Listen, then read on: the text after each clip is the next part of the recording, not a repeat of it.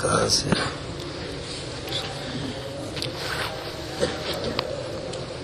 وقد یکون جواب القسم محذوفا ان کان قبل القسم جملۃ کالجملۃ التي وقعت جوابه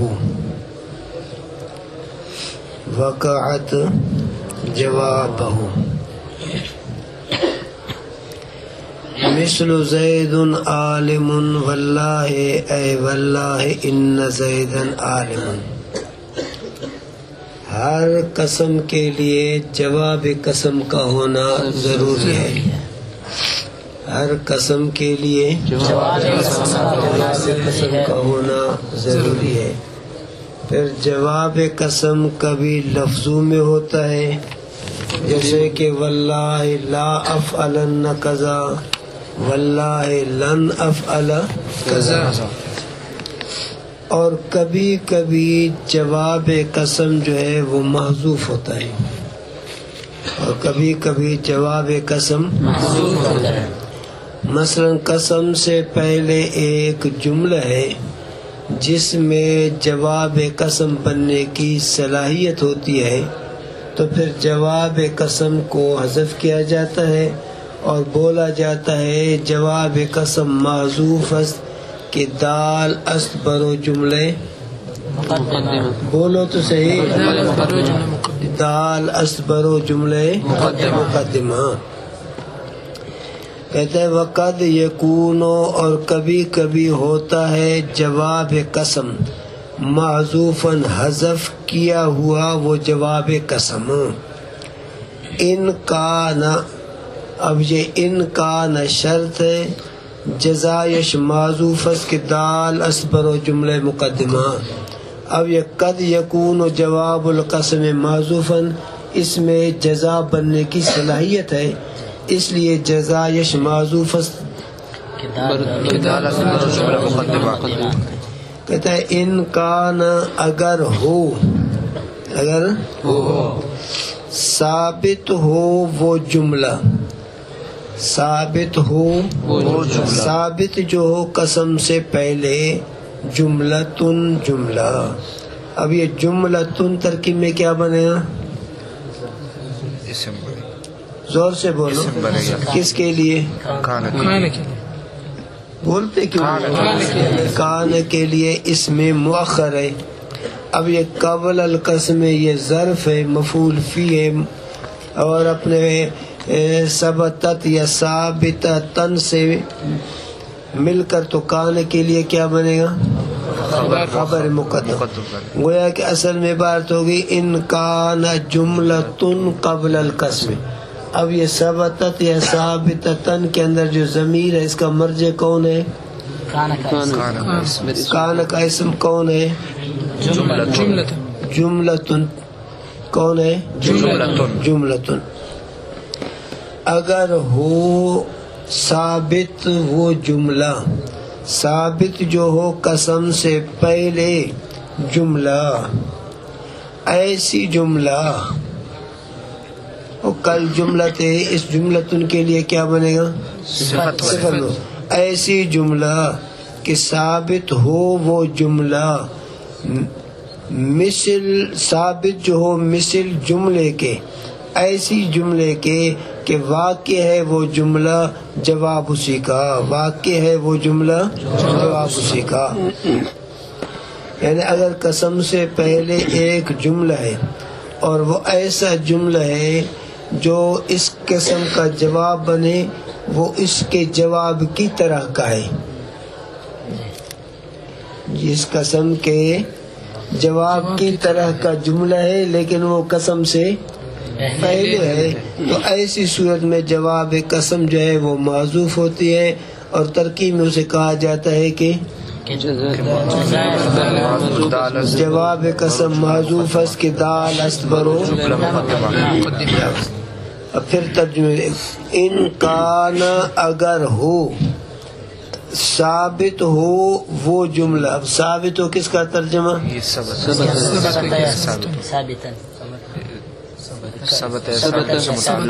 تن.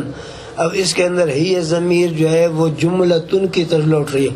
اگر ہو ثابت وہ جملہ ثابت جو ہو قسم سے پہلے جملہ. اب یہ جملہ تن کا ترجمہ جملہ ایسی جملہ کہ ہونے والی ہے وہ جملہ ہونے والی جو ہے مثل جملے کے ایسی جملہ کے کہ واقع ہے وہ جملہ جواب اسی کا واقع ہے کیا ہے وہ جملہ جواب اسی قسم کا. تو ایسی صورت میں جواب القسم محذوفاً جواب قسم کا محذوف ہوتا ہے. مثلو مثالو ہو مثلو یا میں مثال دیتا ہوں زید عالم واللہ. اب یہ واللہ قسم ہے. اس سے پہلے ایک جملہ ہے یہ ایسا جملہ ہے کہ اس میں جواب قسم بننے کی صلاحیت ہے جواب قسم جیسا جملہ ہے. تو اب اس صورت میں زید عالم مبتدا واللہ قسم جواب قسم محذوف است مقدمہ جواب قسم محذوف است.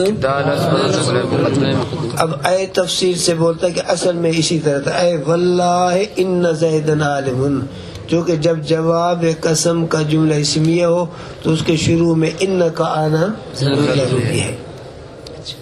ایک صورت او کان القسم واقعا او کان القسم واقعا یا ہو قسم واقع ہونے والا ہو وہ قسم واقع جو ہونے والا ہو درمیان جملہ کے ایسی جملہ کہ وہ جملہ جو ذکر کی گئی ہے وہ جملہ اگر کیا ہے قسم جو ہے ایسے جملے کے درمیان میں آ جائے جس میں جواب قسم بننے کی صلاحیت ہو تو اس صورت میں بھی جواب قسم معذوف ہے.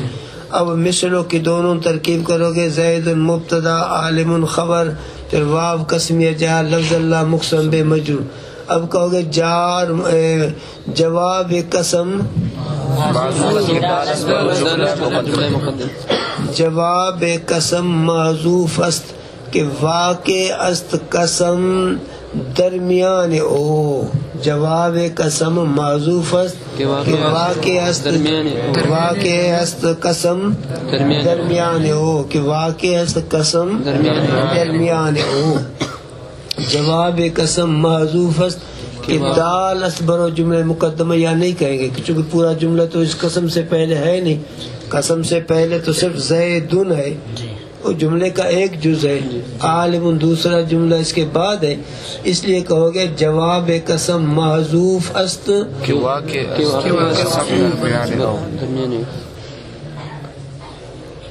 کہ دال است برو جملہ کے واقع است قسم درمیان ہو کہ دال است برو جملہ کے واقع است درمیان ہو قسم کہ قسم جس کے درمیان واقع ہے وہ جواب قسم پر کیا ہے دال ہے.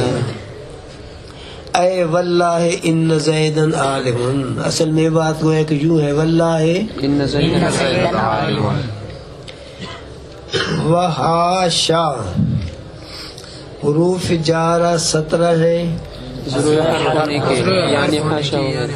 بولو تو صحیح حروف جارہ 17 ہے عزوی حرف نے کسے کہا حروف جارہ 17 ہے یعنی حاشا وغیرہ بعض ان میں سے حاشا ہے ثابت ان میں سے حاشا ہے میں مراد لیتا ہوں حاشا کو 15واں ان میں سے حاشا ہے وخلا حروف جارہ 17 ہیں خلا وغیرہ بعض ان 17 میں سے خلا ہے ثابت ان 17 میں سے خلا ہے میں مراد لیتا ہوں خلا کو 16واں ان میں سے خلا ہے، وعدا حروف جارہ 17 ہیں یعنی ادا وغیرہ، بعض ان 17 میں سے ادا ہے، ثابت ان 17 میں سے ادا ہے، میں مراد لیتا ہوں ادا کو۔ آیا سن میں 17واں ان میں سے ادا ہے۔ کل واحد منها للاستثناء، واحد کا لفظ آج کے سبق کا پہلا ضابطہ کہ واحد کا لفظ اور شے کا لفظ، واحد کا لفظ اور ان کے بعد جب جار مجرور آ جائے تو وہ جار مجرور ظرف مستقر ان کے لیے صفت بنتے ہیں، جار مجرور ان کے لیے صفت۔ اب دیکھو واحد ان کے بعد منہا جار مجرور ہے، واحد ان کے بعد کیا ہے؟ منہا جار مجرور ہے۔ واحد اور شے کے بعد جب من حرف جار آ جائے، یوں کہو مطلقاً حرف جار نا، واحد اور شے کے بعد جب من حرف جار آ جائے تو وہ ہمیشہ ظرف مستقر ان کے لیے صفت۔ اب ترجمہ یہ کرو گے ہر ایک، ایسا ہر ایک ثابت ہو، وہ ہر ایک ثابت جو ہو ان تینوں میں سے، ثابت جو ہو ان تینوں میں سے۔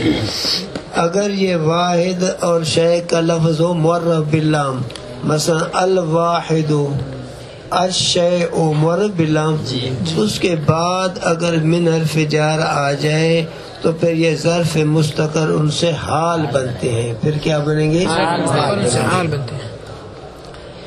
کہتے ہیں ہر ایک، ایسا ہر ایک جو ثابت ہے، وہ ہر ایک ثابت جو ہے ان تینوں میں سے، ان تینوں میں سے ثابت ہے، وہ ہر ایک ثابت جو ہے واسطے استثناء کے، ثابت جو ہے واسطے استثناء کے۔ حاشا، خلا، ادا، ان میں 3 احتمال ہیں۔ حاشا، خلا، ادا، ان میں کتنے احتمال ہیں؟ 3 احتمال ہیں۔ حاشا، خلا، ادا کے اندر 3 احتمال۔ یا حاشا جو ہے حرف جار ہوگا، یا حاشا حرف استثناء ہوگا، یا حاشا فعل ہوگا۔ اتنی بات ہے ذہن میں؟ یہ حاشا، خلا، ادا جو ہے یہ اس چیز کے بیان کرنے کے لیے آتے ہیں کہ جس حکم کی نسبت، جس چیز کی نسبت ان کے ماقبل کی طرف کی گئی ہے، ماں بعد کی طرف وہ اس حکم کی نسبت نہیں کی گئی، جس حکم کی نسبت ماقبل کی طرف کی گئی ہے، ماں بعد کی طرف اس حکم کی نسبت نہیں کی گئی۔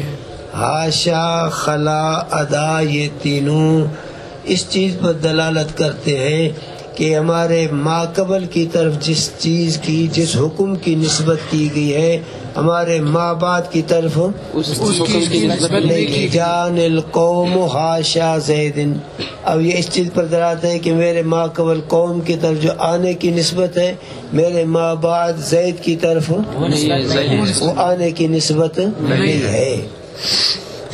حاشا، خلا، ادا جو ہے یہ اس چیز پر دلالت کرتے ہیں کہ ہمارے ما قبل کی طرف جس حکم کی نسبت کی گئی ہے، ہمارے ما بعد کی طرف اس حکم کی نسبت نہیں کی گئی۔ اتنی بات آگے ذہن میں؟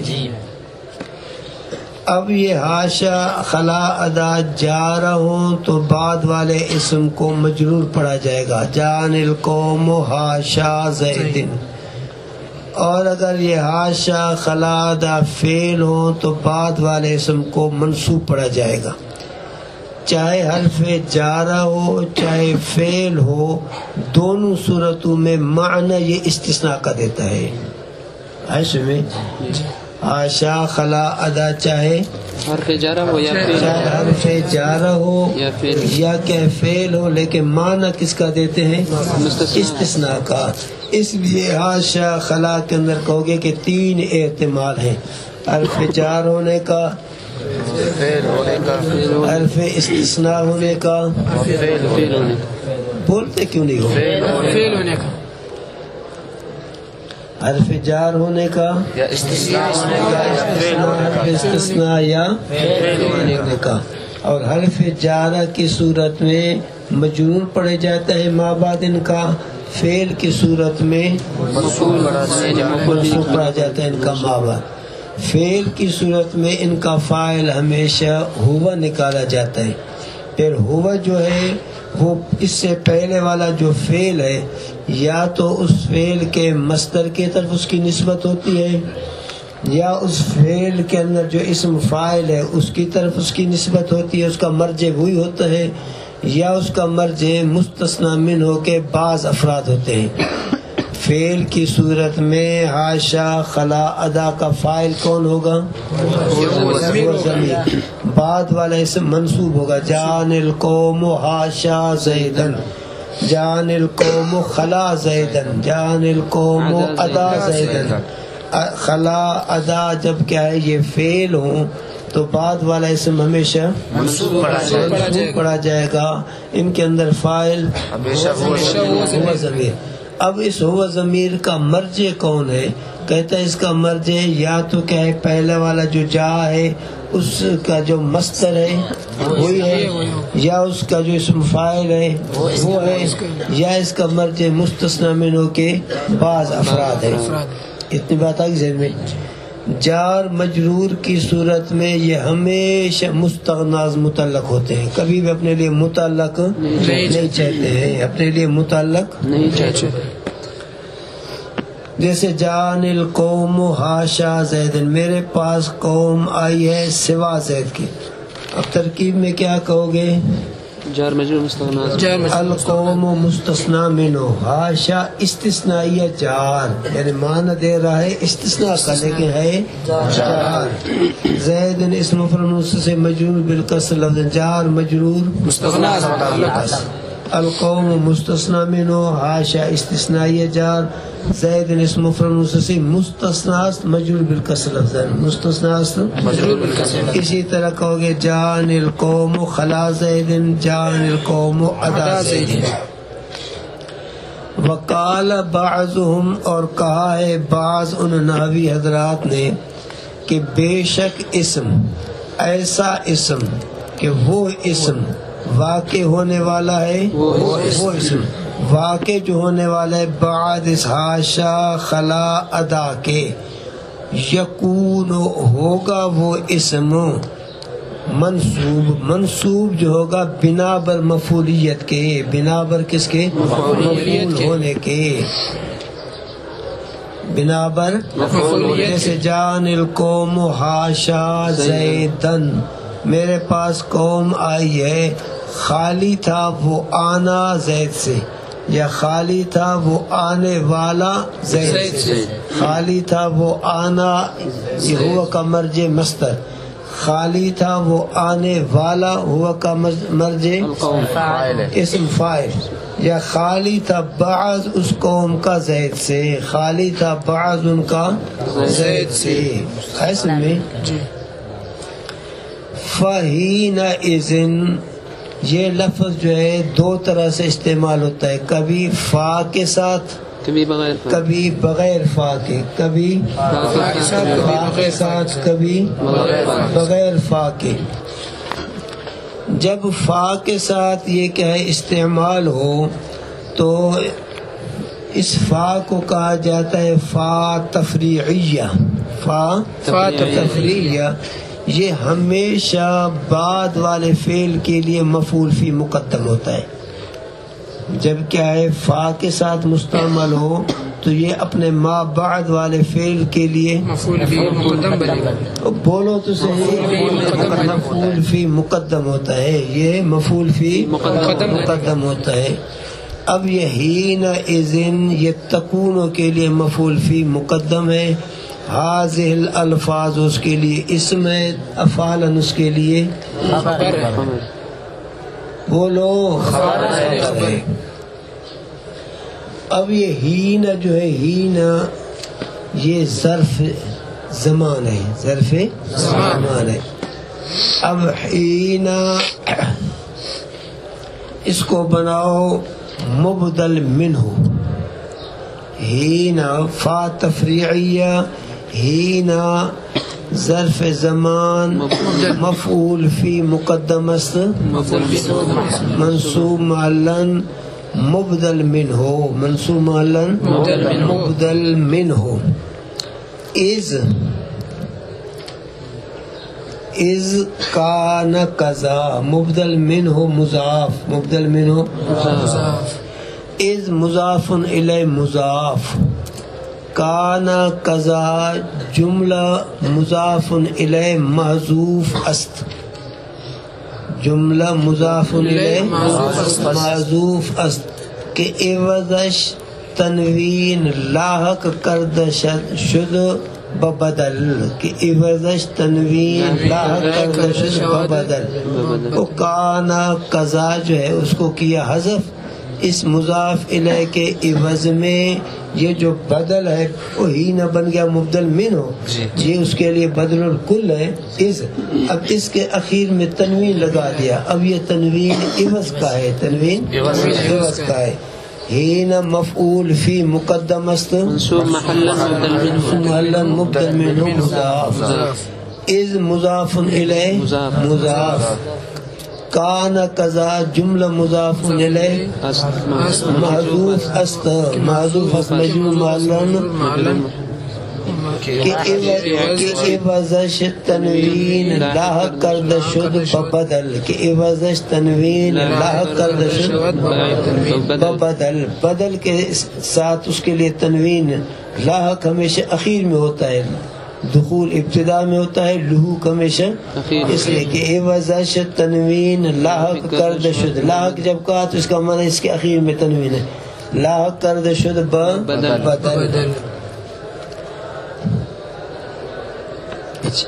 اگر یہ ہینا اذن بغیر فا کے ہو یہ کس کے ہو تو پھر بھی یہ بنتا ہے مفعول فی لیکن کبھی فعل مقدم کے لیے کبھی فعل مؤخر کے لیے فا اگر اس پر ہو تو ہمیشہ مفعول فی بنتا ہے فعل مؤخر کے لیے بولو تو صحیح فعل مؤخر کے لیے اور اگر یہ کہ فا اس پر داخل نہ ہو تو مفعول فی بنے گا کبھی فعل مقدم کے لیے فعل مؤخر کے لیے بھئی جیسے کہ ایک آدمی کہتا ہے اجیء کا غدن میں تمہارے پاس کل آؤں گا ٹھیک ہے دوسرا بولتا ہے کہ اکرمو کا حین اذن اب اس وقت یہ حین اذن بدل مبدل منو بن کر کس کے لیے مفعول اکرمو کے لیے مفعول فی بنے گا یا اگر وہ بولے حین اذن اکرمو کا اب اکرمو کو بعد میں لگاؤ انا آتی کا غدن تو دوسرا جواب میں کہ ہین اذن اکرمو کا اب اس صورت میں یہ مفعول فی کس کے لیے ہے